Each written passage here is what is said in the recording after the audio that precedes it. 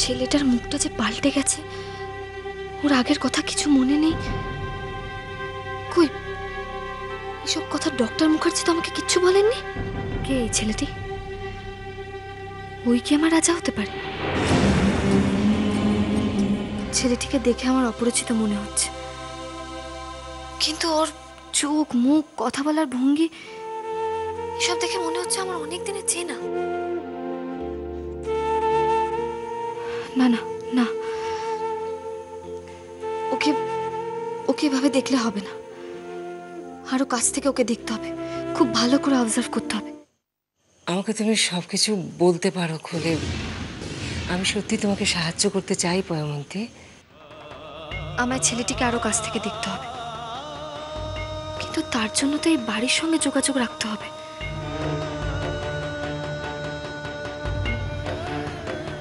কিছু একটা করতে হবে। তোমার সব কথা শুনে আমার মনে হচ্ছে এদের মধ্যে কিন্তু সন্দেহটা সাংঘাতিকভাবে বেড়ে গেছে। নানান রকমের প্রশ্ন করছে। আর তুমি আর চুপ করে থাকলে কিন্তু চলবে না, কিছু একটা বলো। সেদিন হাসপাতালে রাজা সোনামা আর অপুকে দেখে যদি দুর্বল হয়ে না পড়তাম, যদি ওদেরকে সবকিছু জানাতে পারতাম। সোনামা আর অপু, কি ব্যাপার? হঠাৎ ওদের নাম উঠে এলো কেন? ওদের কি জানানোর কথা বলছে বাবা? না না, ব্যাপারটা ভালো করে শুনতে হচ্ছে তো। যেরাম করে হোক তোমায় অ্যাভয়েড করতে হবে, এড়িয়ে যাবে, তোমার মুখটা বন্ধ রাখবে। না না না না, এত সহজে থেমে যাবার পাত্রে আমি নই বর্দা। সোনার খুনির সন্ধান যখন একবার পেয়েছি, তখন তো আমি পৌঁছবই। যতই বাপ ছেলে মিলে ঝড়কে এড়িয়ে যেতে চান না কেন, এই বাড়িতে ঝড় আমি তুলবই। ম্যাডাম, আমি খুব আশা করে থাকবো। বললাম তো, মানে কাজটা সত্যি আমার খুব দরকার। হ্যাঁ, আমি বুঝতে পেরেছি। তুমি একদম নিশ্চিন্তে যাও। আমি যখন তোমার কথা দিয়েছি, তুমি একটা ভালো কাজ নিশ্চয়ই পাবে। Thank you madam. আমি আজকে তাহলে আসি। ওকে।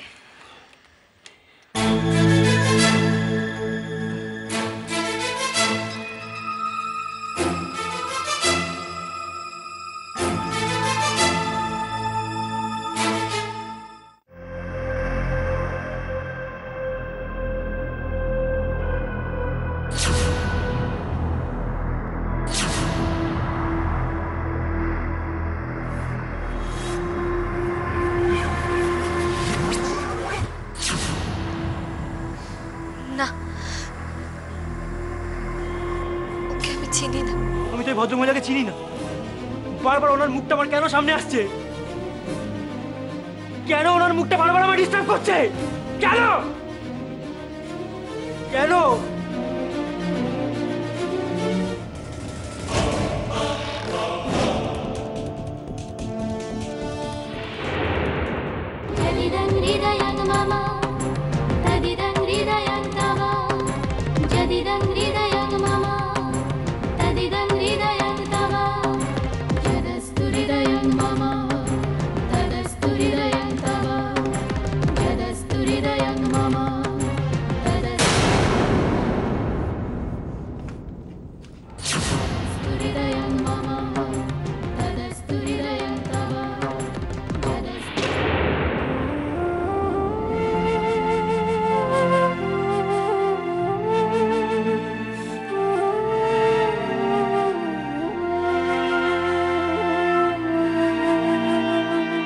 তুমি তুমি কি আমার রাজা?